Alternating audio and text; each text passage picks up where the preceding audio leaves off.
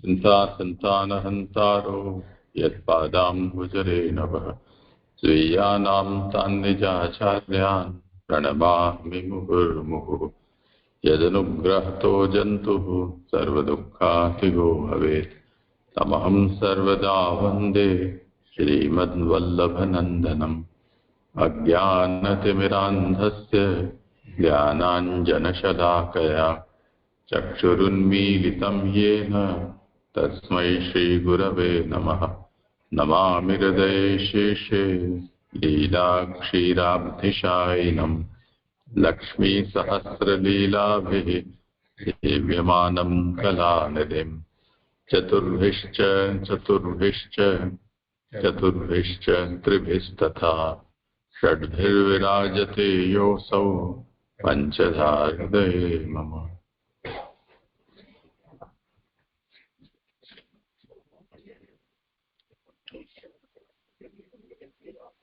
जय दंडवत प्रणाम जी। हाँ जय दंडवत प्रणाम। हाँ करें आराम। शुरू करूं जी? हाँ करो। आज देवेंद्र की तबीयत नेटवर्क नहीं आ रहे उनके, तो श्री सुबोधनी जी श्री महाप्रभु जी ने श्री भागवत के ऊपर सप्ताह, ये देवेंद्र जी भी उनमें शास्त्रार्थ। आपको कुछ कहना है देवेंद्र जी को? जय दंडवत। मेरा नेटवर्क बार बार डिस्कनेक्ट हो रहा है। हाँ हाँ, तो ये परमानंद जी कर रहे हैं ना आपकी जगह आज? जी जी। क्या आप करो?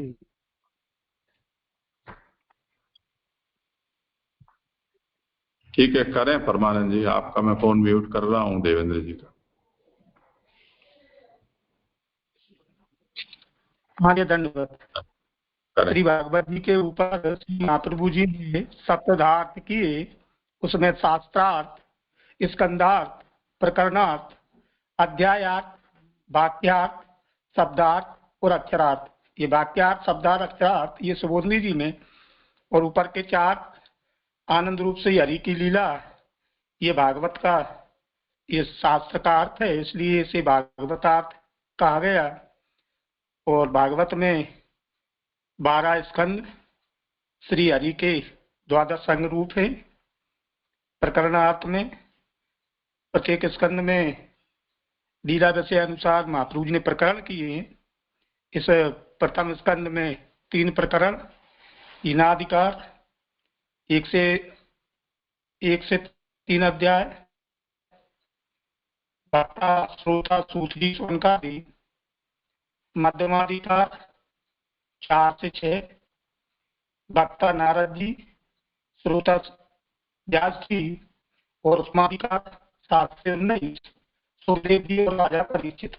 इसमें 1 से लेकर 6 हम पूर्व में उस पर विचार कर चुके हैं, और ये उत्तम प्रकरण चल रहा है। तो उत्तम प्रकरण के 90 अध्याय पे यहाँ पे ठाकुर जी हस्तिनापुर में वापस पधारे, और दूसरे दिन ऋषि नारद जी वगैरह सुखदेव जी आदि सबको साथ लेके, और कुरुक्षेत्र में जहाँ पिता में भीष्म सरसैया पे विराजे पड़े हुए थे, तो आप वहाँ पधारे। क्योंकि भीष्म जी का अंतिम समय था, इसलिए ठाकुर जी ने जाके उन्हें दर्शन दिए। अब चूंकि वो तत्वज्ञानी थे, इसलिए उत्तरायण का इंतजार कर रहे थे। इससे पूर्व में युधिष्ठिर को जो मोह हुआ था, उसमें ठाकुर जी ने आज्ञा की थी कि इनका मोह पिता में भीष्म के द्वारा कराना है, इसलिए ठाकुर जी वहां पधारे। तो वहां सबका भीष्म जी ने पड़े हुए अपने नेत्रों के द्वारा अपने हृदय भाव से स्वागत किया।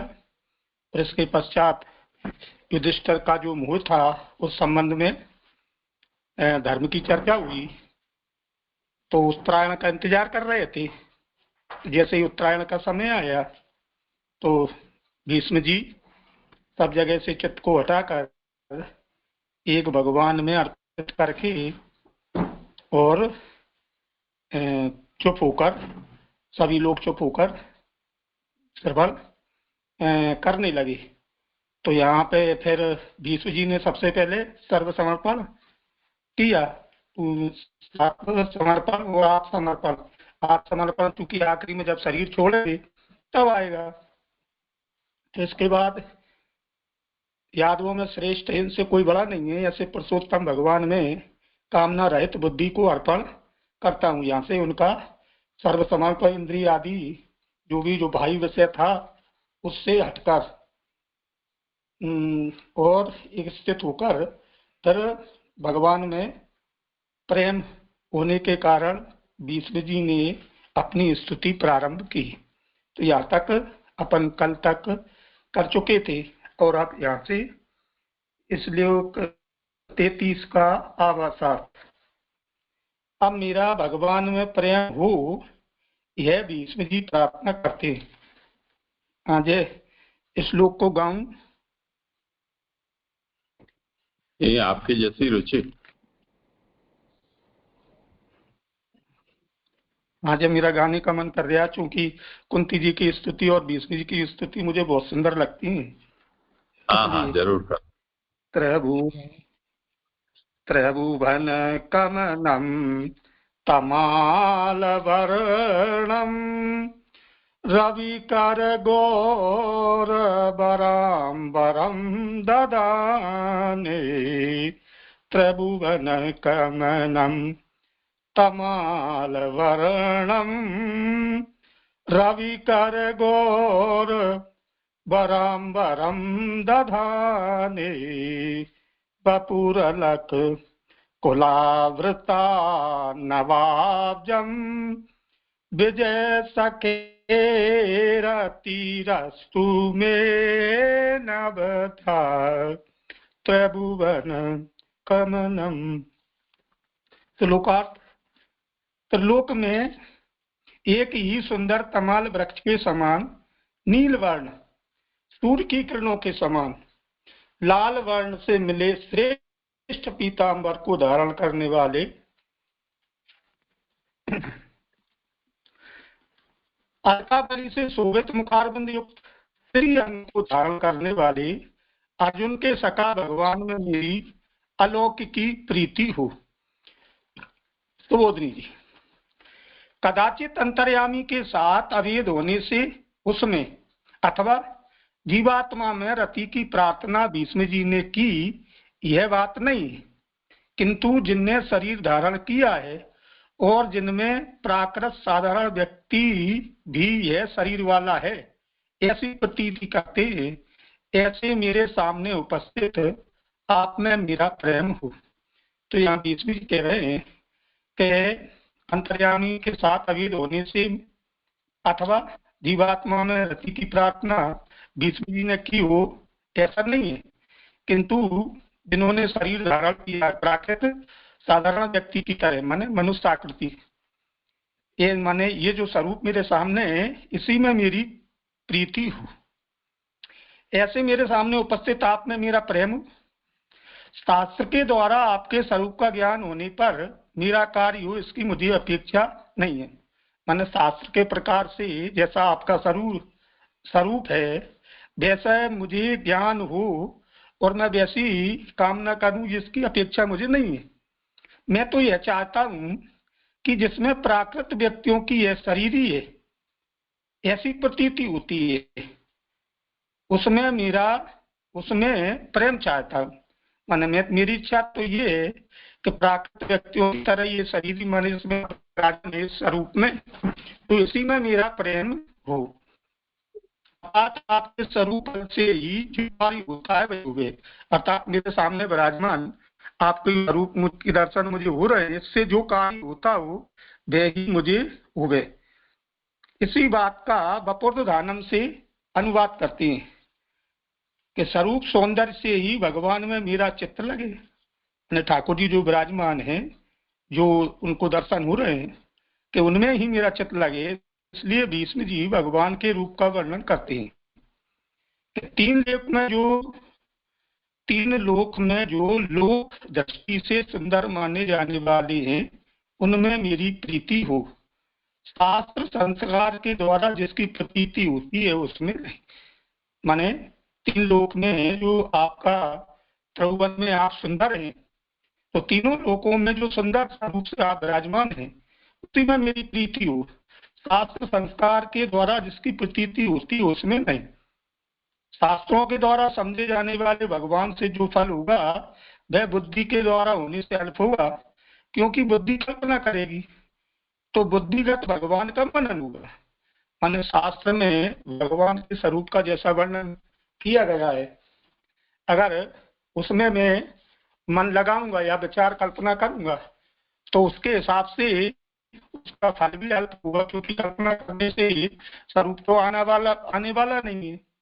तो फिर शास्त्र में जो बताया है कि जैसे भगवान का स्वरूप नीलमेघ के समान है, सुंदर मुखार है, रमणीय चार भुजाएं हैं, मुखमंडल पर मनोहर मुस्कान है, मकराकृत कुंडल आदि झलमला रहे हैं, शरीर पर स्वर्ण पीताम्बर है, श्रीवत्स का चिन्ह है। इस तरह से जो मतलब मैं समझाऊं जो बता रहे हैं हम, इस प्रकार से अगर मैं कल्पना करूंगा तो उसमें बुद्धि कल्पना करेगी, तो बुद्धिगत भगवान का मनन होगा। हमारे स्वरूप अपनी कल्पना से वो बनाएंगे उसमें होगा। इसलिए लौकिक शरीर रूप में शरीरी प्रतीत होने वाले इन भगवान में प्रेम किया जाए तो इस वस्तु के सामर्थ्य मान फल होगा। माने मेरे सामने जो साक्षात विराजे हुए हैं प्रेजेंट में, तो उनमें मेरा प्रेम हो। भगवान तमाल वृक्ष के समान श्याम वर्ण है। भगवान का स्वरूप की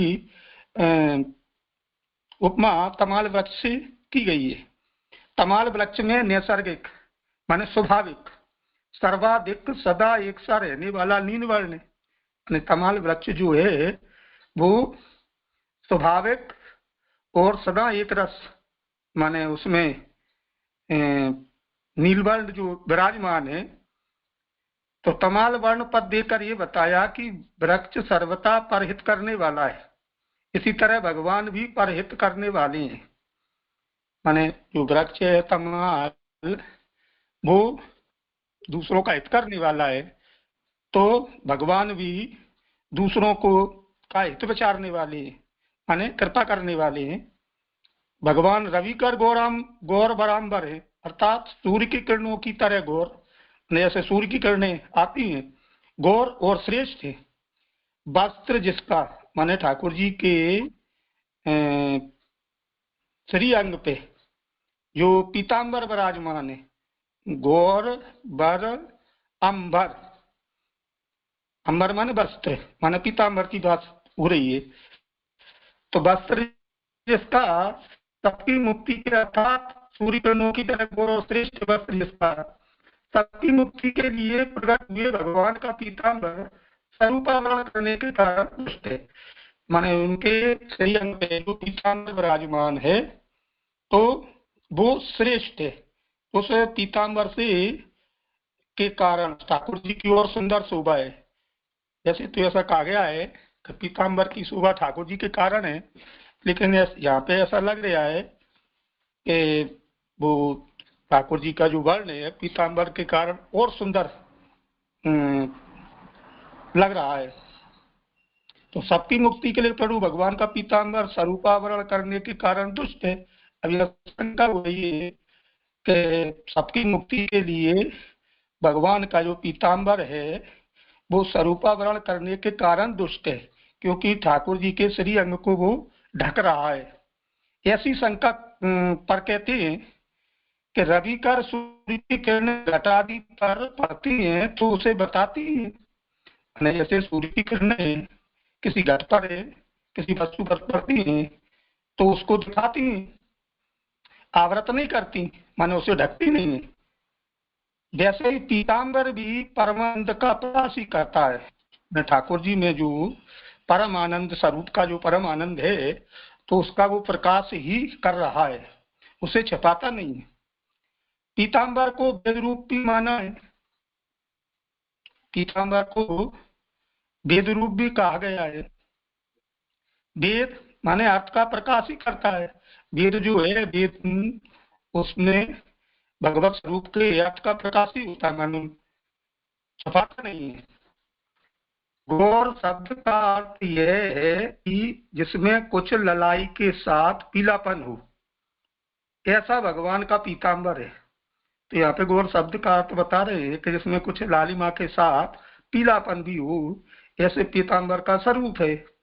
और नीलवर्ण कुछ दूसरे वर्ण वाले के संबंध से प्रकाशित होता है, और ठाकुर जी का जो नीलवर्ण है वो दूसरे वर्ण वाले अर्थात पीताम्बर के कारण वो प्रकाशित होता है। तो यहाँ भगवान का श्यामवर्ण पीताम्बर से शोभित है। वेदों की प्रार्थना थी कि भगवान हमसे आविष्कृत होकर रहे। कभी वेदों ने ऐसी इच्छा की होगी कि भगवान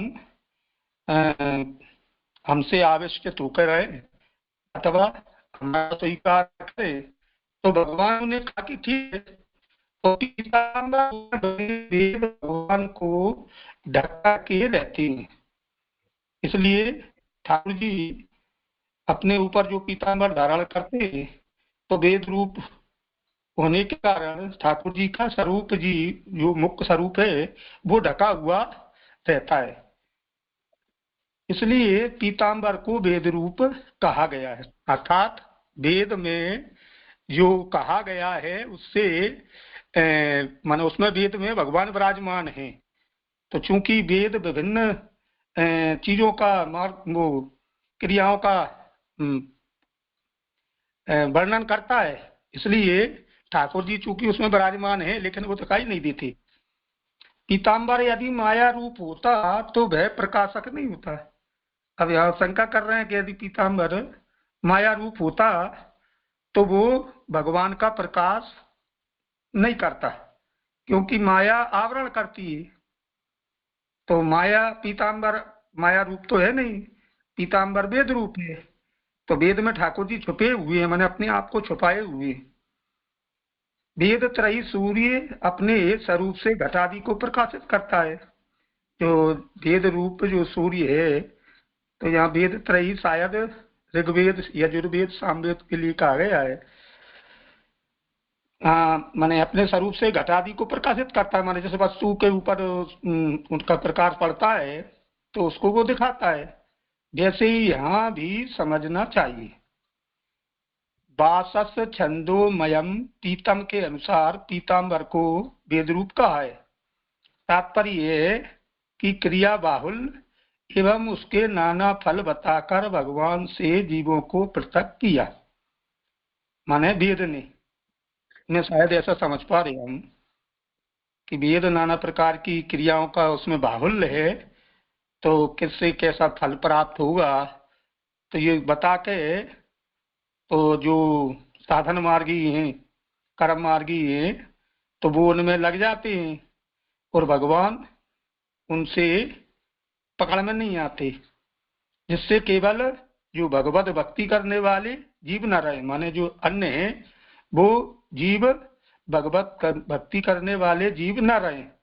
इस प्रकार माने भगवत भक्ति करने वालों को ही भगवान प्राप्त हो, अर्थात भगवान ने जिनका वर्णन किया है अथवा भगवान जिसको प्राप्त होना चाहते हैं उनको ही प्राप्त होंगे, और जो कर्म मार्गी साधन आदि आरे वाले हैं वो भगवान को प्राप्त न कर पाए, शायद मुझे ऐसा आशा लग रहा है। इस प्रकार अब यहाँ तक चूंकि अर्थ बड़ा है तो पूरा ही कर लूं या यहीं रोक दूं अभी? हाँ जी, देखें किसी को हो कुछ गया।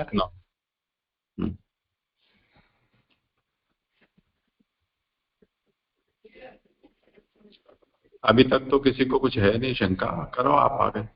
आशीष कुछ पिछला। हाँ जी धन्यवाद जी। यहाँ पे पहला जो सुबोधनी जी में एकदम शुरुआत हुई ना, कदाचित अंतर्यामी के साथ अभेद होने से वो तो हम समझ सकते हैं कि वो आया, लेकिन जीवात्मा में रति की प्रार्थना, भीष्म जी ने यह बात नहीं की, तो जीवात्मा में रति की प्रार्थना वो समझ नहीं आया ये सेंटेंस से क्या।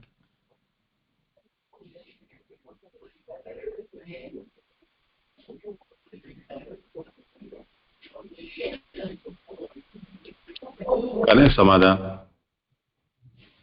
हाँ, तो या तो माने जो भीष्म जी जो स्तुति कर रहे हैं, तो स्तुति में माने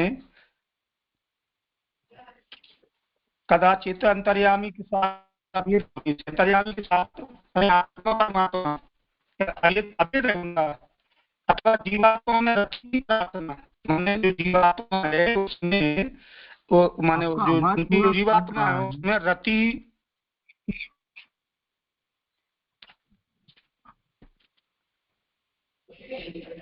अब आ रही है? हाँ अभी आ रही है। अब आवाज आ रही है? हाँ आ रही है। तो जीवात्मा जीवात्मा में रति माने उनकी जो जीवात्मा है उसके माने माने माने मुझे कुछ समझ में नहीं आ रहा, जैसे समझा जे। हाँ, इसमें ये बात है, आचार्य चरण ये आज्ञा करते हैं कि त्रिभुवन कमनम, इस पद की विवृत्ति यहाँ पर की जा रही है। तो त्रिभुवन कमन का मतलब क्या? तीनों भुवनों में जो कमनीय सुंदर है, ऐसे में मैं अनवद्या रतिरस्तु। तो भीष्म ये कह रहे हैं कि ऐसे जो तीनों भुवन में जो सुंदर हैं, ऐसे भगवान में मेरी अनवद्या रति हो।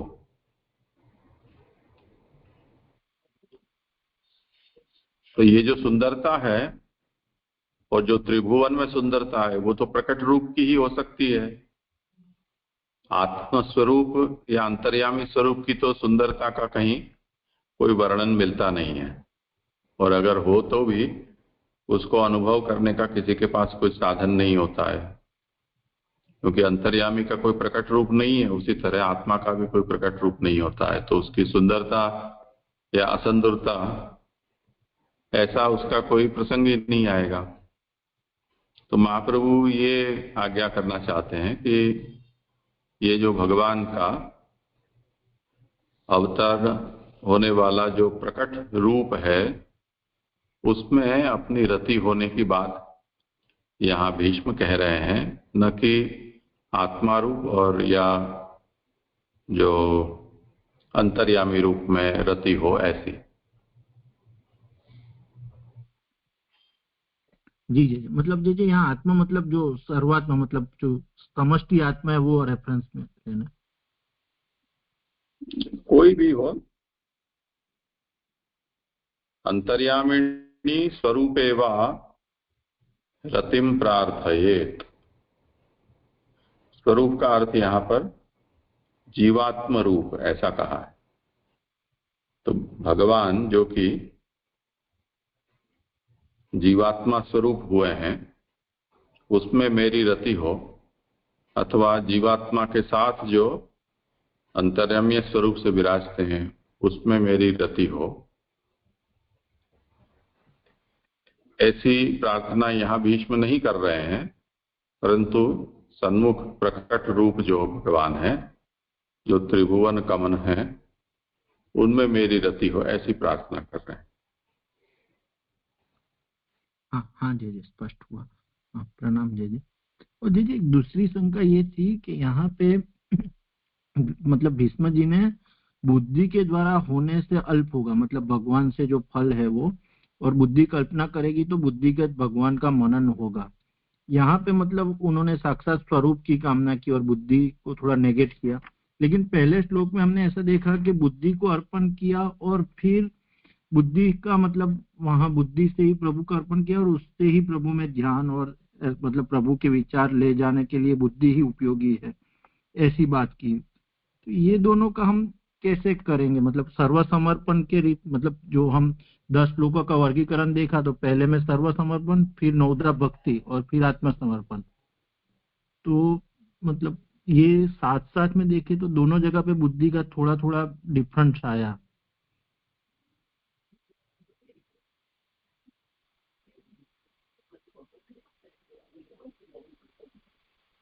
हाँ, करें विचार। हाँ जी जी, ऐसा समझ में आ रहा है जी कि बुद्धि के द्वारा तो भगवान ग्राही नहीं है, बुद्धि के द्वारा तो भगवान प्राप्त नहीं है, या बुद्धि के द्वारा भगवत स्वरूप का विचार तो नहीं किया जा सकता। तो और करेंगे भी तो बुद्धि की उनकी बुद्धि की समझ कितनी, तो वो कह रहे हैं कि भाई जब तक उनमें जितनी समझ है, उनको जितना विवेक ज्ञान है, उतना ही तो स्वरूप का विचार कर पाएंगे। तो भगवान का स्वरूप बुद्धि से गम्य हो तो ऐसे कैसे हो सकता है? मान के चलो वो विचार कर लें, और फिर वो वाला प्रसंग आ गया कि वो राज पंचाध्याय में ठाकुर जी से गोपियों ने जो बात की, माने जो जिस भाव से उन्होंने ठाकुर जी का स्वरूप धारण किया, मनोरथ होना ठाकुर जी को एक मनुष्य, चूंकि उन्होंने जो गोपियां जिन्हें माने क्या बोलते हैं, अपनी आया जैसी दशा में थी, माने उनकी जितनी समझ थी प्राकृत मनुष्य की तरह, ठाकुर जी से उनके प्राकृत मनुष्यों की तरह उनका मनोरथ जगा होगा, तो ठाकुर जी से ही उन्होंने इसी प्रकार की आशा की। अब यदि भगवान उस प्रकार जिस प्रकार से मनोरथ किया गया है उस प्रकार से आशा करते हैं तो भगवानता तो सिद्ध नहीं होगी। अब उससे आगे करें तो उसकी वो अधिकार ही नहीं है, तो ये करेंगे तो फिर वो भगवान एक साधारण मनुष्य की तरह मनोरथ पूर्ण करने वाले जाएंगे। तो यहाँ भी जो बुद्धि की बात आ रही है, तो भीष्म जी की बुद्धि कितनी, स्वरूप का कितना विचार करेंगे, तो वो जितना भी करेंगे तो वो तो अल्प ही होगा, मुझे ऐसी समझ में आ रही है। हाँ, आपकी वो बात तो सही है कि ठाकुर जी के सामने अपनी बुद्धि तो अल्प है, लेकिन खाली हमारे ही मतलब जो इंस्ट्रूमेंट भगवान ने दिए हैं, तो आगे के श्लोक में आया कि बुद्धि ही हमारी है, बाकी तो कुछ हम कर नहीं सकते। इसलिए बुद्धि से प्रभु से जुड़ने का उपाय बताया कि बुद्धि हमारी, इसलिए भगवान में हमको समर्पित करनी चाहिए। और यहाँ हमको ऐसा लग रहा है कि उन्होंने जो ठाकुर जी का प्रकट सौंदर्य है, स्वरूप है, उनको निहारने के लिए बुद्धि को भी बाजू में रख लिया। मतलब बुद्धि के द्वारा कल्पना करेंगे तो उतना ही होगा, लेकिन सब अंगों से, तो कल हम जैसे समझे कि इंद्रिया है, फिर मन है, और उसके ऊपर बुद्धि है। तो यहाँ ये मतलब स्पेसिफिकली महाप्रभु जी ने लिखा है, तो उसका अर्थ थोड़ा मैं समझ नहीं पा रहा, इसलिए ठाकुर जी के सामने तो अपनी बुद्धि अल्प ही है, उसमें तो आपकी बात से मैं समझ सकता हूँ। मेरे भी यही समझ में आ रहा है कि भीष्म जी ने चूंकि समर्पण किया है, बुद्धि का भी समर्पण किया, इसलिए समर्पण किया है कि भाई अगर बुद्धि उनमें पहले ही होती तो भगवान से युद्ध क्यों करती। अब बाद में ज्ञान हो रहा है उन्हें, इसलिए बुद्धि का समर्पण किया। तो वहां पर मेरे मन मुझको ये हो रहा है, शायद वो कह रहे हैं कि बुद्धि कल्पना करेगी, तो फिर वही बात आई कि बुद्धि कल्पना करे तो कितना करेगी, जितना भी करे तो भगवान के हिसाब से तो वो अल्प ही है, और ज्यादा करेंगे। हाँ, देखते हैं तेजस कुछ कह रहा है। जी, मुझे भी ऐसा ही लग रहा है कि यहाँ पे जो समर्पण की जो बात थी, तो वहाँ पे अपनी ओर से बात आ रही है ना। तो अपनी ओर से जब बात आ रही है तो अपने में अपना जो है वो तो सिर्फ बुद्धि ही जो है वो अपनी है, और जो सब पदार्थ है तो वो तो प्रभु ने ही बनाए हुए हैं और प्रभु भगवान के ही है।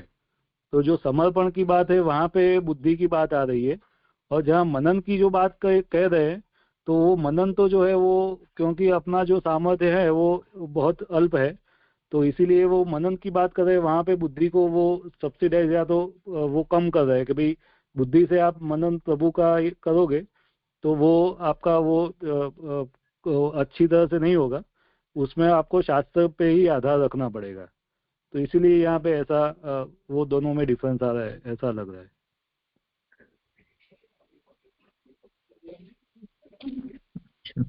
मतलब ऐसे समझ सकते हैं कि समर्पण में जीव का अपना मतलब इन्वॉल्वमेंट है, इसलिए बुद्धि ली। और यहाँ पे मतलब अभी आपने कहा तो मैंने पढ़ा कि इसमें यहाँ पे प्रमेय से ठाकुर भीष्म जी ऐसे मुक्ति चाह रहे हैं भगवान की, तो फिर उसमें बुद्धि का कोई रोल नहीं है, ऐसे समझ सकते हैं जैसे।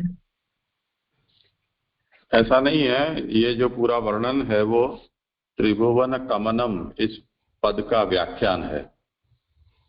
तो जैसे आगे हमने देखा कि जो भगवान का प्रकट रूप है उसमें अपनी रति हो, ऐसी ये कामना कर रहे हैं। तो त्रिभुवन कमनता कैसी है? तो जो प्रकट रूप भगवान है उनको लोक ने जिस तरह से कमनीय तया जाना है, ऐसे जो भगवान है। अब भगवान का जो वर्णन है वो तो शास्त्र में भी उपलब्ध है। तो शास्त्र के अध्ययन से जो संस्कार बनते हैं हमारे बुद्धि में, वो संस्कार से हमें जो सामने खड़ा हुआ रूप हो चाहे न हो, उससे भी किसी प्रकार की हमें भगवान में दिव्यता का अनुभव हो सकता है। जैसे सिद्धांत मुक्तावली में गंगा जी के उदाहरण में ये बात कही जाती है कि अगर हमें किसी को आंख में पट्टी बांधकर किसी नदी किनारे ले जाया जाए और वहां जाकर पट्टी खोल दी जाए, तो वो जो प्रवाहित होता जल है वो तो किसी भी नदी का एक समान ही पता चलेगा, यानी भौतिक रूप है। उसमें हमें ये थोड़ी प्रतीति होती है कि ये कौन से तीर्थ रूपा नदी ये है। और अचानक कोई हमें ये कहे कि ये उस नदी के किनारे तुम खड़े हो कि जिसको भगीरथ ने ऐसी तपस्या करने के फलस्वरूप स्वर्ग से यहाँ पर उतारा है, वो ये भागीरथी गंगा है। तो जो हमें आंखों से साधारण प्रतीत हो रही थी जल रूपा, वही नदी अब महात्म्यशालिनी हमको दर्शन देती है। तो ये जो महात्म्यशाली दर्शन उस नदी का हो रहा है, वो तो शास्त्रीय ज्ञान से जो हमारे संस्कार बने हैं उनके कारण होने वाली ये प्रतीति है। तो भीष्म ये कहते हैं कि मुझे ऐसी शास्त्रीय संस्कार के कारण होने वाली जो प्रतीति है, उससे जिनकी सुंदरता का हमें बोध हो रहा है, ऐसे नहीं परंतु तीनों लोक में जन सामान्य भी जिनको सुंदरतम के रूप में वर्णन करते हैं, उसमें मेरी रति हो। बस इतना ही कहना चाहिए। हाँ जी जी एकदम। क्योंकि यदि ऐसा होगा तो तथा सति बुद्ध्या फलम, जैसे नदी का केवल आंखों से दर्शन हुआ तो जल रूप ही पता चला। शास्त्र का यदि ज्ञान है उसके स्वरूप का, तो उसकी तीर्थ रूपता की प्रतीति होगी। तीर्थ दिखता तो है नहीं, वो तो हमें अंतःकरण की प्रतीति ही होती है। तो वहां तक ही यदि हुआ तो वो अल्प फल हुआ। तो यदि उसके आदिदेविक स्वरूप की स्फूर्ति हो रही है, वो महान है। इसलिए तथा सति बुद्ध्या फलम तदल्पम, बुद्धि की प्रतीति से जो हमें भगवत स्वरूप का बोध होता है, उससे होने वाला फल तो अल्प होगा। मतलब ज्ञान मार्ग का अक्षर ब्रह्म प्राप्त होगा, ये तात्पर्य है उसका। और लौकिके तो वस्तुनः शक्त्या फलम, और यहां तो वस्तु के सामर्थ्य से हमें फल होगा जो यहाँ प्रकट रूप से विराज रहा है।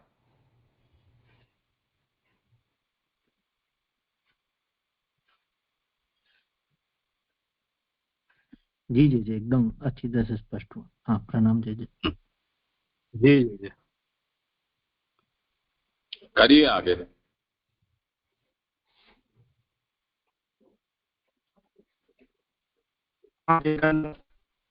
एक विनती है। अब यहाँ ये जो बात है कि शास्त्र संस्कार के द्वारा जिसकी प्रतीति होती है, मेरे समझ में पहले जैसा आया तो मैंने कह दिया। अब ये क्वेश्चन नहीं करते तो वो तो मेरे द्वारा संगति तो सही नहीं लगी थी। जब मेरी विनती है, हम तो क्या बोले, बात जीवन भर करते रहे, उसमें अब आपकी कृपा से ज्ञान प्रवेश करो है। इच्छा है जानने की, तो अब हमारी कितनी समझ है। हम तो क्या बोले, श्याम बाबा कहे ना कि कहानी के संग से जीवन निकाल रहे हो, कहीं नाटक चलेगी थी। जो भाव कुछ तो आप कृपा करके समझावे हमें।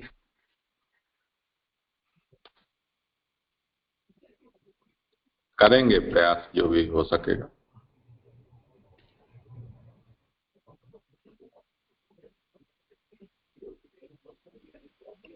आपकी आवाज अभी भी टूट के आ रही है। अरे डिस्कनेक्ट हो गए।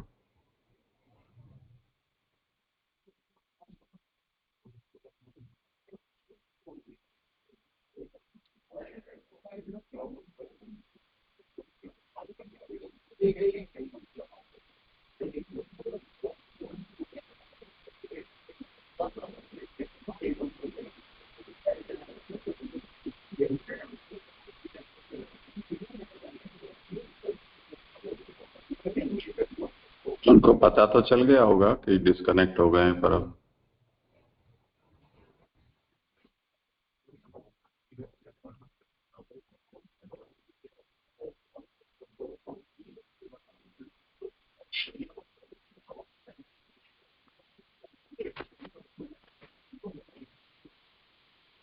आपके यहाँ भी थोड़ी नेटवर्क की समस्या तो लग रही है। कुछ उपाय कर लें।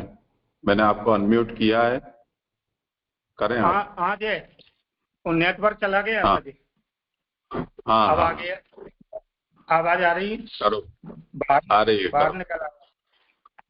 हाँ, तो अब यहाँ तक हमने देखा कि इस प्रकार वेद भगवान के स्वरूप को ढकने वाला है, किंतु वेद रूप पीताम्बर माया की तरह भगवान का आवरक नहीं है। अर्थात वेद भगवान के स्वरूप को ढकने वाला जरूर है, लेकिन माया की तरह पीताम्बर भगवान का आवरण करने वाला नहीं है। यहाँ वस्त्र के लिए अंबर पद इसलिए दिया है कि उससे आकाश का भी बोध हो। जो वस्त्र है उसको अंबर का कहा गया है कि उससे आकाश का भी बोध हो। जैसे आकाश व्यापक है, वैसे ही वेद रूप वस्त्र भी व्यापक है। माने जैसे आकाश व्यापक है, सर्वत्र है, उसी तरह वेद भी व्यापक है। तो ऐसा अंबर पद से कहा गया है। अथवा ब्रह्म व्यापक है तो उसका वस्त्र व्यापक है। ब्रह्म जो है वो व्यापक है, सर्वत्र है, तो वस्त्र भी व्यापक है। और वस्त्र की अप्रकृतता भी बताई। अथवा रवि किरणों से गौर श्रेष्ठ जो आकाश, वह ब्रह्म का शरीर है। रवि किरणों से जो गौर श्रेष्ठ है, वह जो आकाश है, वह ब्रह्म का शरीर है। देखिए अपन ने शुरू में दूसरे तीसरे अध्याय में शायद जब स्वरूप का वर्णन आया था, उसमें ये बात आई थी कि भगवान आकाश रूप है। शायद उसकी ये बात आ रही हो, मुझे ऐसा लग रहा है। अर्थात ब्रह्म आकाश शरीर वाला है, यह कहा गया। त्रिभुवन कमनम तमाल वर्णम, ये जो दो विशेषण है भी आकाश पक्ष में भी स्पष्ट है। क्योंकि आकाश त्रिभुवन को आकाश देता है, इसलिए सुंदर है। और आकाश की प्रतीति तमाल वृक्ष के जैसी श्याम है।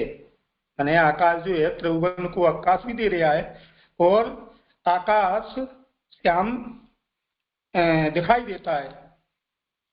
अब अलक कुलाब्ज वृताननम काट कहती है। यहाँ तक जो हुआ वो त्रिभुवन कमनम तमाल वर्णम। अब यहाँ से अलक कुलाब्ज वृताननम काट कहती है। कि अलकावली से आवृत है मुखारविंद। भगवान के मुखारविंद पे अलकावली आ रही है, शोभायमान है, यानी आवृत है, माने झूम रही है या शोभायमान है, लटकी हुई है। मुखारविंद जिसका अथवा अल का अर्थ है अधिक और का अर्थ है आनंद और कुल का अर्थ है समूह, अर्थात अधिक आनंद के समूह से चारों ओर से वेष्टित। माने अब इसका अर्थ हुआ, माने जो अधिक आनंद के समूह से चारों ओर से वेष्टित है, अर्थात आनंद रूप कर चरणादि रूप से, माने आनंदकार कर मुखोदरादि से स्थित है। आनंद का अर्थ है जिसका चारों ओर से अभाव नहीं है, माने चारों ओर से जिसका अभाव न हो, ऐसा मुखारविंद। ऐसा सदरूप सूर्य चंद्र लक्ष्मी बिजली मेघादि रूप अब्ध है, जिसके अर्थात आनंद रूप है, माने सूर्य चंद्र लक्ष्मी बिजली मेघादि रूप अब्ध माने चंद्रमा या कमल, जिसके अर्थात आनंद रूप है अवयव, जिनके ऐसे आकाश शरीर वाले ब्रह्म के दंत नेत्र रूप हैं सूर्य चंद्रमा आदि। माने जो ब्रह्म है उनके माने करपाद मुकोदर आदि आदि सब आनंद रूप है, नहीं ऐसा समझ पा रहे हम। बपू का अर्थ है यह है कि बा अर्थात अमृत और उसका पुष्प पोषण करने वाला, अर्थात सबको आनंद देने वाला, जिसका परमानंद स्वरूप है। माने यहाँ जो अलक कुलाब्ज वृताननम का एक अर्थ हुआ, अथवा अलक कुलावृताननाब्ज का यह अर्थ है कि विशेष रूप में जिनको सुख है, ऐसे ब्रह्मज्ञानी।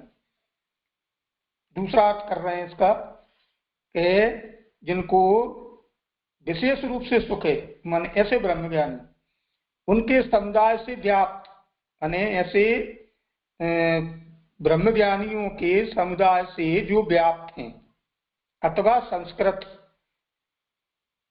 माने ऐसे ब्रह्मज्ञानियों से व्याप्त हैं, शायद एक ही अर्थ हुआ। अथवा संस्कृत जो पृथ्वी आदि तद्रूप शरीर को ग्रहण करने वाले ब्रह्मज्ञानी, माने पृथ्वी आदि तद्रूप उनके रूप शरीर को ग्रहण करने वाले ब्रह्मज्ञानी उनसे परिवेष्टित है। माने एक सकामी और एक तद्रूप शरीर ग्रहण करने वाले, वे माने दोनों ब्रह्मज्ञानी, माने एक ऐसे और एक वैसे। अथवा ब्रह्मज्ञानी ही अलकावली रूप में, माने जो अलकावली मुखारविंद पर शोभित थे, मनु ऐसे मनु ब्रह्मज्ञानी अलकावली रूप में विराजमान, जिसके उससे आवृत अग्नि ब्राह्मण रूप जो मुख वह जिसका आसन कमल है। अब जहां से संगति नहीं लग रही, अर्थात कमल पत्रों में स्थित सनकादि ब्राह्मण देवता और ज्ञानियों से आवृत कर्ण का रूप आसन है। कमल पत्रों में स्थित, अब जो मेरे समझ में नहीं आ रही बिल्कुल भी। आप इसको कर लें संपन्न, पीछे देख लेंगे। हाँ जी, सूर्य चंद्रमा आदि जल से पैदा होती हैं, ये भी बात समझ में नहीं आई है। सूर्य चंद्रमा आदि जल से पैदा होते हैं, अतः पद के लिए जो सूर्य चंद्रमा आदि है उनसे भी आवेष्टित हैं। ये बात भी मैंने अंडरलाइन कर रखी है।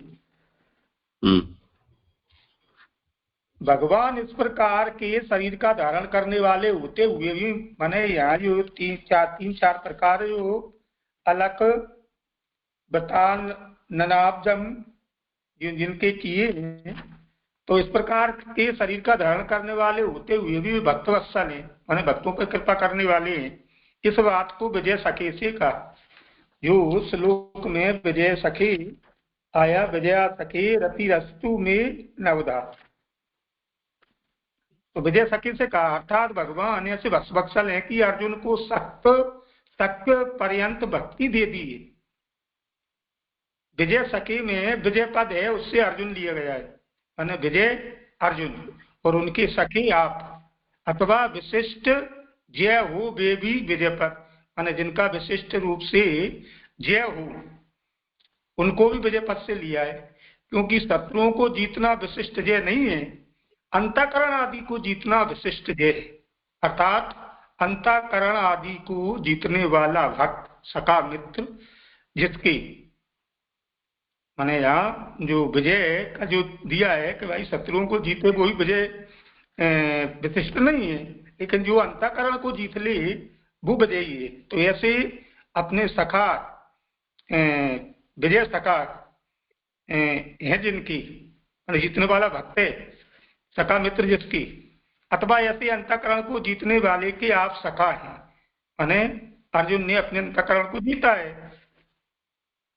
क्योंकि ज्ञान, गीता का ज्ञान दोष आदि दिया था, तब ठाकुर जी के अनुसार ही उन्होंने कार्य किया। तो उस समय युद्ध के समय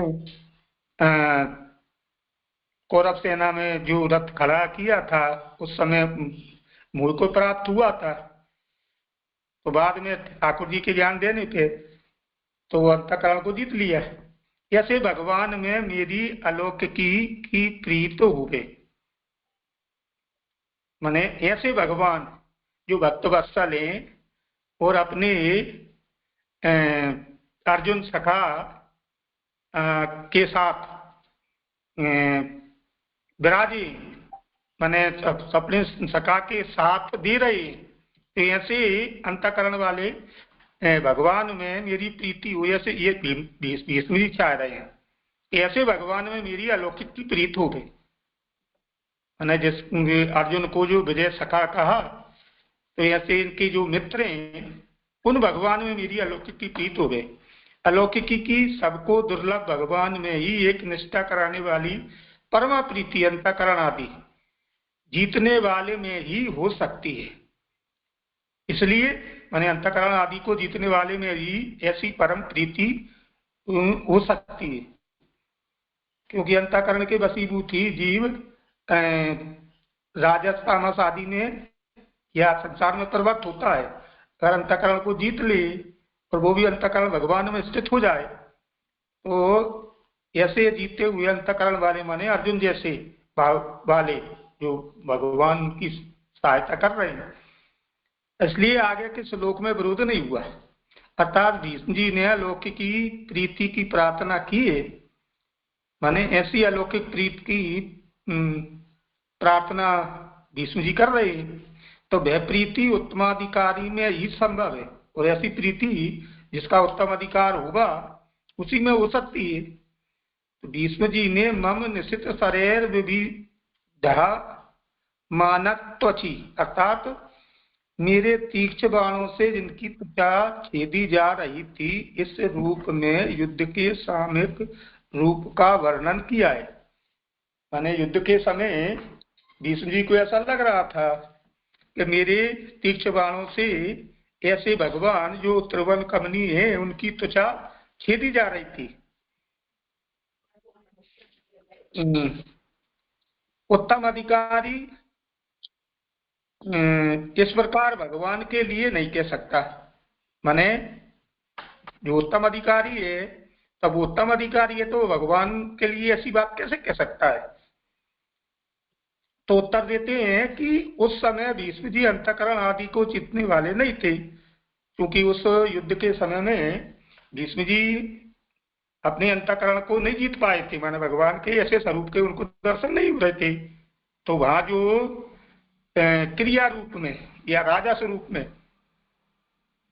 जो उनको दर्शन हो रहे थे, अथवा उनका अंतःकरण जीता नहीं हुआ था और उनको ऐसा लग रहा था मैं जो तीर छोड़ रहा हूं उनसे उन तीक्ष्ण बाणों से भगवान की त्वचा खेदी जा रही है, जीतने वाले नहीं थे। और इस समय अंतःकरण आदि को जीतने वाले हैं, इसलिए अलौकिक रति की प्रार्थना युक्त है। मैंने जो पहले श्लोक में 33वें में जो बात कही गई, 32वें में 32-33 में जो बात कही गई है, तो वो युक्त ही है, क्योंकि उस समय अंतःकरण जीता हुआ नहीं था और इस समय अंतःकरण जीता हुआ है, इसलिए ये उस अलौकिक स्वरूप में ऐसी भावना कर रहे हैं। ये 33वां श्लोक यहाँ पूर्ण हुआ। आपका इसमें जो कुछ भी हो पृष्ठव्य। हाँ जय, ये यहाँ से ब्रह्म ज्ञानी से यहाँ से आया था, ये मेरे समझ में नहीं आया जय। हाँ बोलिए, क्या विषय? ये है कि ये विशेष रूप में जिनको सुख है ऐसे ब्रह्मज्ञानी, माने जो सकामी है, उनके समुदाय से व्याप्त हैं, और अथवा संस्कृत जो पृथ्वी आदि तद्रूप शरीर को ग्रहण करने वाले ब्रह्मज्ञानी उनसे परिवेष्टित एक ये, अथवा ब्रह्मज्ञानी ही अलकावली रूप में जिससे उससे आवृत अग्नि ब्राह्मण रूप जो मुख है, जिसका आसन कमल है, अर्थात कमल पत्रों में स्थित सनकादि ब्राह्मण देवता और ज्ञानियों से आवृत कर्णिका रूप आसन है। सूर्य चंद्रमा आदि जल से पैदा होते हैं, अत्यंत पद से लिए गए हैं, जो चंद्रमा आदि हैं उनसे आवेष्टित हैं। यहाँ तक जो बिल्कुल समझ में नहीं आया। तात्पर्य तो इतना ही समझना है कि ये जो शब्द अलक कुलाब्ज वृताननम, इसकी अलग अलग व्याख्या श्री महाप्रभु कर रहे हैं, उसको आरंभ से हम देखें तो अलकावली से आवृत है मुखारविंद जिनका। अलक यानी ये जो हमारे बाल होते हैं, वो लंबे बालों जो घुंघराले हैं, वो प्रभु के मुख कमल पर फैले हुए हैं, ऐसे प्रभु का मुखारविंद है। ये इसका सामान्य अर्थ हुआ। विशेष अर्थ में ये बता रहे हैं कि अल का अर्थ अधिक होता है। जैसे कोई हमको परोस रहा हो और हमारा अपेक्षा हमारी पूर्ण हो गई हो, तो हम कहते हैं अलम, बस करो, अब बहुत हुआ। तो एक अल अधिकार्थ में होता है। और का आनंद है, तो अधिक आनंद का समूह प्रभु के मुखारविंद के चारों ओर ऐसे आनंद का समूह है। तो वो आनंद का समूह से तात्पर्य है कि आनंद मात्र करपाद मुखोदरादि स्वरूप भगवान है। वो बात यहाँ पर अलग कुलाब्ज वृताननम से कही जा रही है। एक ये दूसरा अर्थ हुआ। तीसरा अर्थ बता रहे हैं कि आ न, इसमें जो दो नकार हैं, उस नकार की यहाँ पर व्याख्या यहाँ तो उन्होंने पूर्ण रूप से नहीं की है, पर पुरुषोत्तम चरणों ने और लेखकार श्री वल्लभ जी ने इस विषय पर थोड़ा अधिक प्रकाश डाला है। और 33वां श्लोक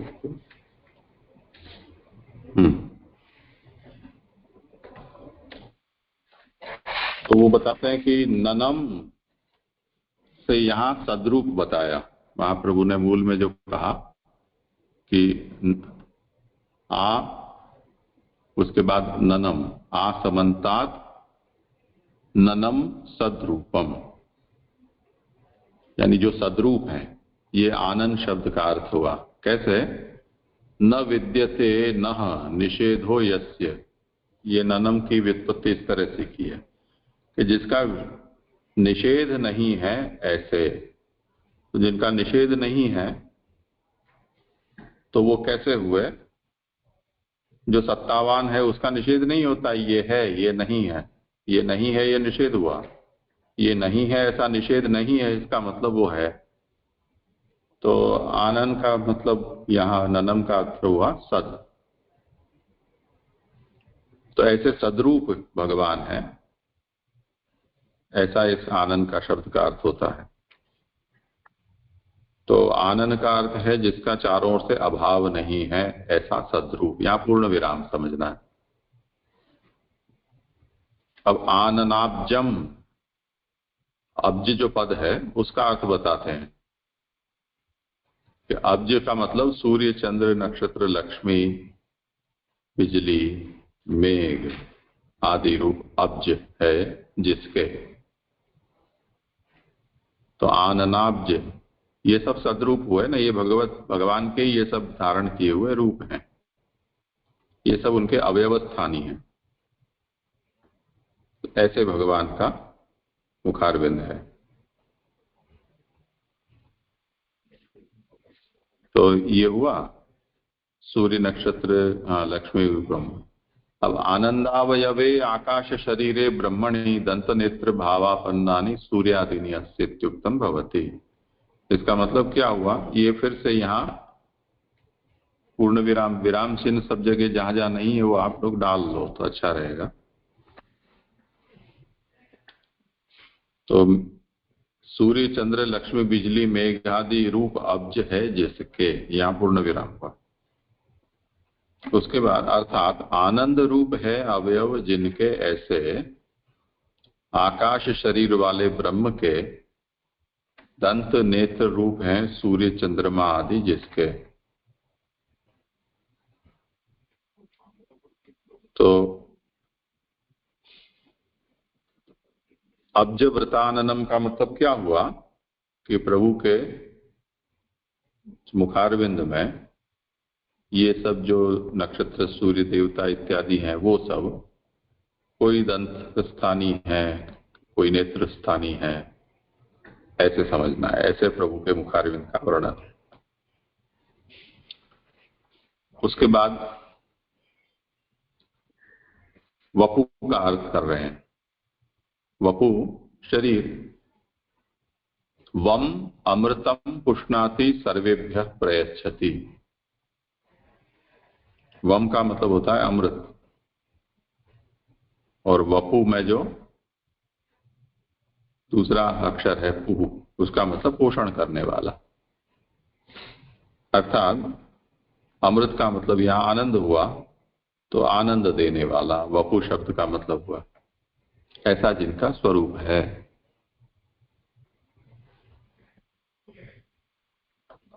अथवा अलख और कुलावृताननाब्जम का यह अर्थ है कि विशेष रूप में जिनको सुख है ऐसे ब्रह्म ज्ञानी है। इसमें जो अल का अर्थ जैसे इससे पूर्व में किया ना कि अल का मतलब होता है अत्यर्थक, वो अर्थ होता है अधिकता के अर्थ में, और कम का मतलब है आनंद। तो अधिक है आनंद जिनको, तो अधिक आनंद किनको होता है, अज्ञानी को तो होता नहीं है, अध्यस्त जिसे हमारे जैसे हैं, तो ब्रह्मविद होते हैं उनमें उस प्रकार का आनंद होता है। तो अलम कम येषाम, तो अलक का मतलब हुआ ब्रह्मज्ञानी।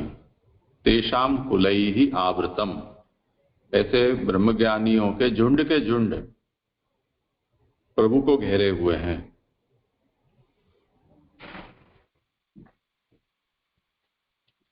ऐसे भगवान है, उनके समुदाय से व्याप्त।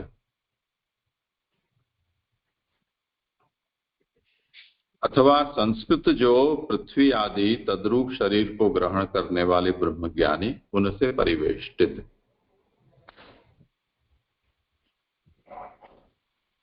ये विषय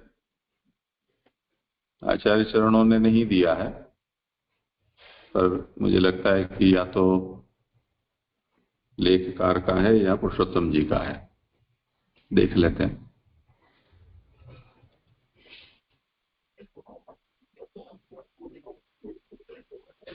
एव वाते तई आवृतम अग्नि ब्राह्मण रूपम।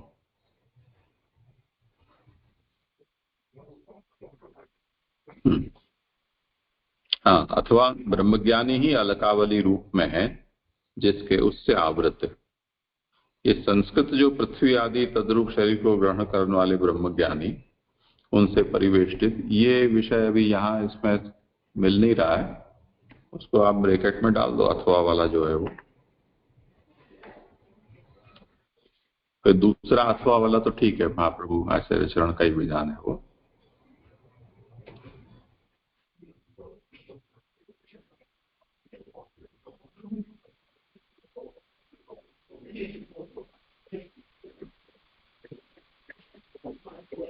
हाँ मिला, ये पुरुषोत्तम जी का है, उसको लिख देना, प्रकाश है वो।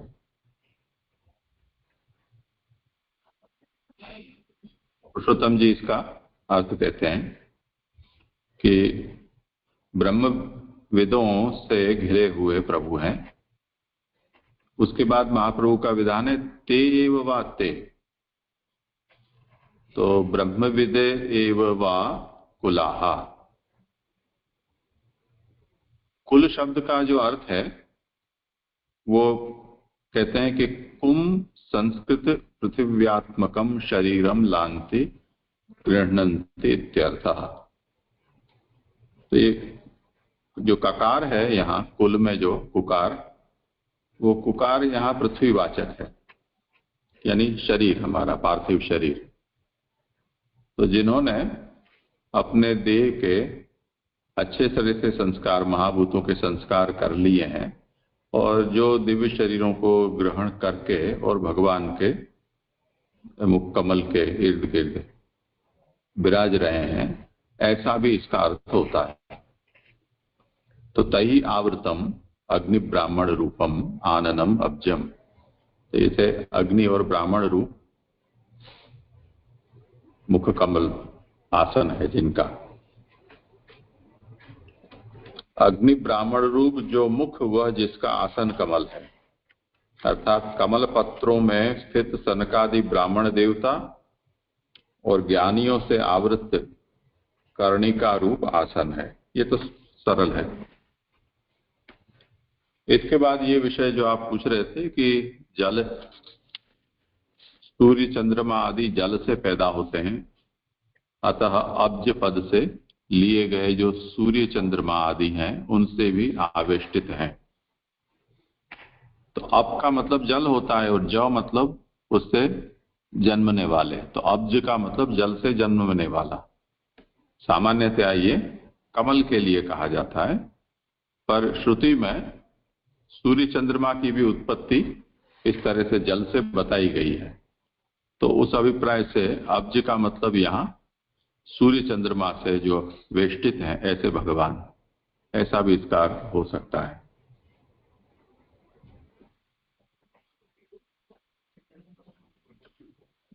हाँ जी, और कुछ हो? हाँ हाँ हो गया समाधान। ठीक है। बेलूर प्रणाम दीजिए। दीजिए ये श्लोक के अंत की 4-5 पंक्तियां समझ में नहीं आ रही है कि जो अर्थात मेरे तीक्ष्ण बाणों से जिनकी त्वचा छेदी जा रही थी, ऐसे रूप में युद्ध के समय का स्वरूप वर्णन किया। तो उसमें बता रहा है कि अगर वही उत्तम अधिकारी होते तो इस प्रकार भगवान के लिए नहीं कहा सकते। तो उसके उत्तर में देते थे, बताया कि भीष्म जी उस समय ऐसे नहीं थे, लेकिन इस समय वो उत्तम अधिकारी है। तो जी अगर इस समय उत्तम अधिकारी है, फिर भी प्रभु यानी जिस प्रकार से प्रभु के स्वरूप का उन्होंने वर्णन किया कि बाणों से त्वचा छेदी जा रही है, तो फिर वो क्यों कहते हैं अभी इस समय? अभी उनकी अगर अंतकरण को उन्होंने इस समय जीत लिया है, तो ऐसा वर्णन तो अभी इस समय नहीं करना चाहिए था ना, ये शंका थी।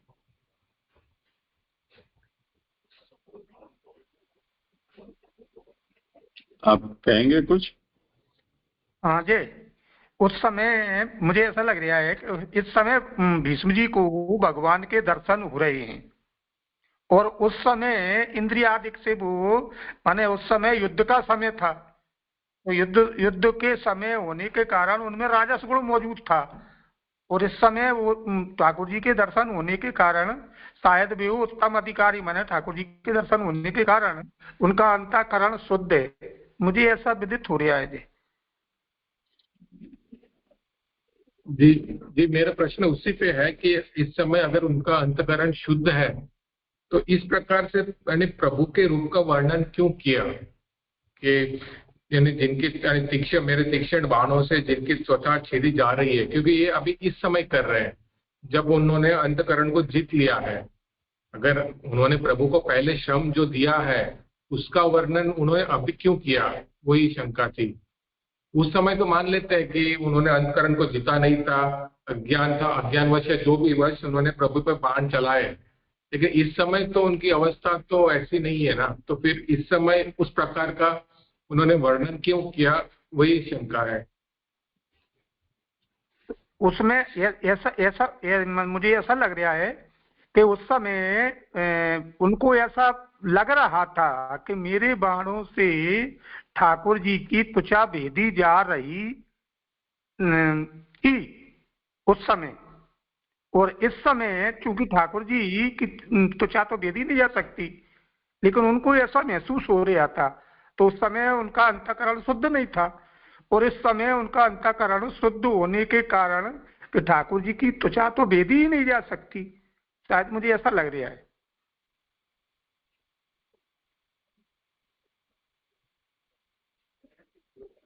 ऐसा है कि इस श्लोक में भीष्म ये कहते हैं कि ऐसे विजय सखे जो भगवान है उनमें मेरी अनवद्य प्रीति हो, अलौकिक प्रकार की प्रीति हो, ऐसी प्रार्थना कर रहे हैं। उस पर ये विचार चल रहा है कि अथवा पद से कि अंतःकरण को जीतने वालों के आप सखा हैं। दो अर्थ बताए थे, एक विजय सखे का मतलब अर्जुन के मित्र, और दूसरा अंतःकरण को जीतने वालों के आप सखा हैं। ऐसे भगवान में मेरी अलौकिक प्रीति होवे।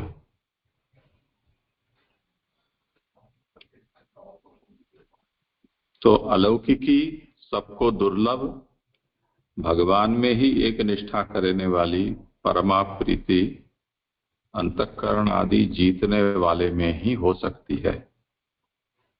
अभी ये प्रार्थना तो कर रहे हैं कि ऐसी प्रीति हो, पर उसकी योग्यता किसकी है कि जो अंतःकरण के ऊपर विजय प्राप्त जिसने कर लिया हो, उसमें इस प्रकार की भगवान के प्रति प्रीति हो सकती है।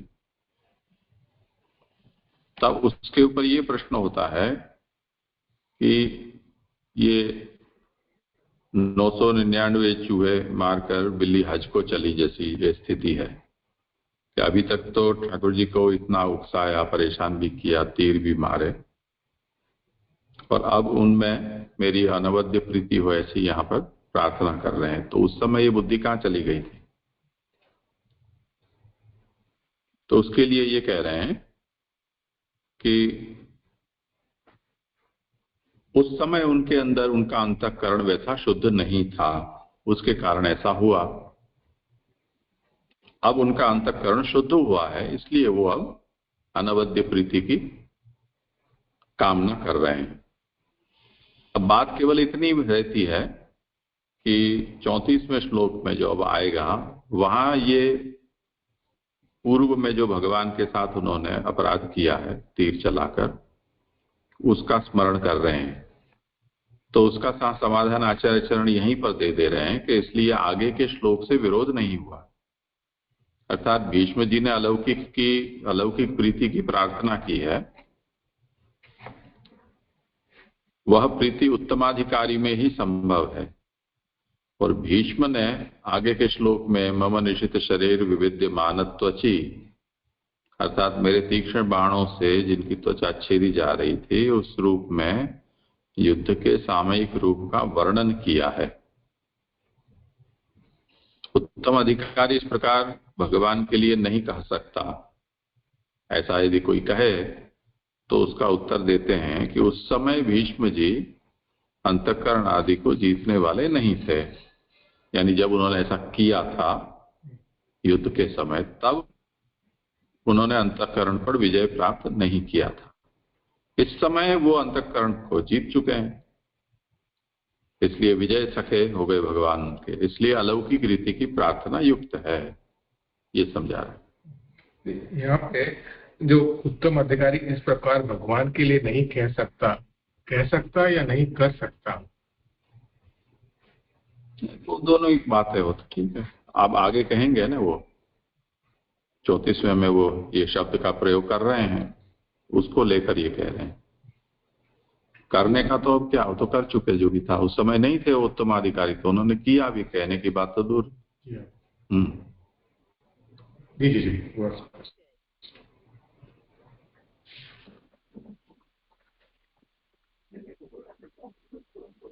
और कुछ विषय है? जी 393 के पेज पे जो वेद का समझाया, जिसे कि यहाँ पे पीताम्बर को वेद रूप कहा है, जो पहली लाइन पे इसलिए पीताम्बर को वेद रूप कहा है। पीताम्बर यदि माया रूप होता तो वह प्रकाशक नहीं होता, इसलिए पीताम्बर को वेद रूप कहा। और फिर यहाँ पे ये समझाना चाह रहे हैं कि वे स्वयं प्रकाशक है पीताम्बर। फिर आगे जाके फिर ऐसा आता है उसके 5 पंक्ति के नीचे कि इस प्रकार वेद भगवान के स्वरूप को ढकने वाला है। तो ये थोड़ा पैराग्राफ वो समझ में नहीं आ रहा है कि इस निष्कर्ष पे। हाँ, तो वेद रूप पीताम्बर माया की तरह आवरक नहीं है, ऐसे तो ढकने के प्रकार होते हैं ना।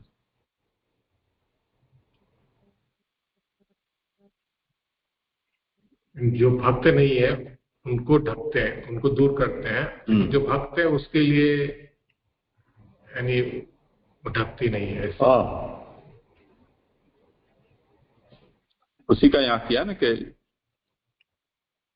तात्पर्य यह है कि क्रिया बाहुल्य एवं उनके नाना फल बताकर भगवान से जीवों को पृथक किया और अपनी क्रियाओं में मानवों को लगाया वेद ने, जिससे केवल भगवत भक्ति करने वाले जीव न रहें।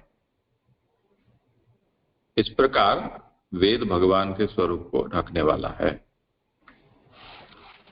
क्रिया में लगाने से जो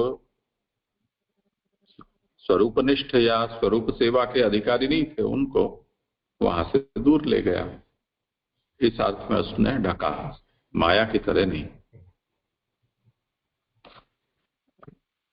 स्पष्ट।